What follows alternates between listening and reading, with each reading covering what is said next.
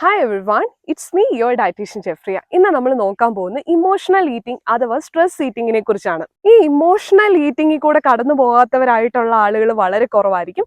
Actually ഈ emotional eating എന്ന് വെച്ച് കഴിഞ്ഞിട്ടുണ്ടെങ്കിൽ നമുക്ക് ഈവൻ എന്തെങ്കിലും സ്ട്രെസ്, ആൻസൈറ്റി, ഡിപ്രഷൻ ഇങ്ങനെ വിഷമങ്ങളൊക്കെ നമ്മുടെ ലൈഫിൽ വരുമ്പോൾ അതിനെ ഒന്ന് കവറപ്പ് ചെയ്യാൻ വേണ്ടിയിട്ട് ആക്ച്വലി ഫുഡാണ് നമ്മൾ പലപ്പോഴും സൊല്യൂഷൻ ആയിട്ട് എടുക്കുന്നത്. ഇപ്പം നമുക്കറിയാം, ഇപ്പം ചില സിറ്റുവേഷനൊക്കെ വന്നു കഴിയുമ്പോൾ പെട്ടെന്നൊരു ടെൻഷനൊക്കെ വന്നു കഴിഞ്ഞ് കഴിയുമ്പോഴത്തേക്കും അതിനെ കവർ ചെയ്യാൻ വേണ്ടിയിട്ട് ചിലർ പോയി കുറേ ചോക്ലേറ്റ് കഴിക്കും, അല്ലെങ്കിൽ പുറത്ത് പോയി എന്തെങ്കിലും ഫുഡ് ഓർഡർ ചെയ്ത്, പ്രത്യേകിച്ച് ജങ്ക് ഫുഡൊക്കെ കഴിക്കുമ്പോൾ നമുക്കൊരു സാറ്റിസ്ഫാക്ഷനും കിട്ടും. ആ ഒരു സിറ്റുവേഷനിൽ നിന്ന് ബ്രേക്ക് ചെയ്തിട്ട് നമുക്ക് വരാനായിട്ട് പറ്റും. ആക്ച്വലി ഇത് വളരെയധികം ഹെൽത്ത് പ്രോബ്ലംസിലോട്ടാണ് ലീഡ് ചെയ്യുന്നത്. അപ്പൊ ഇതിന്റെ ഒരു മെയിൻ തിങ് എന്ന് വെച്ച് കഴിഞ്ഞിട്ടുണ്ടെങ്കിൽ നമുക്ക് വെയിറ്റ് ഗെയിൻ ആകാൻ, പ്രത്യേകിച്ച് ഒബീസിറ്റിയിലോട്ടൊക്കെ പോകാനുള്ള ചാൻസസ് വളരെ കൂടുതലാണ്.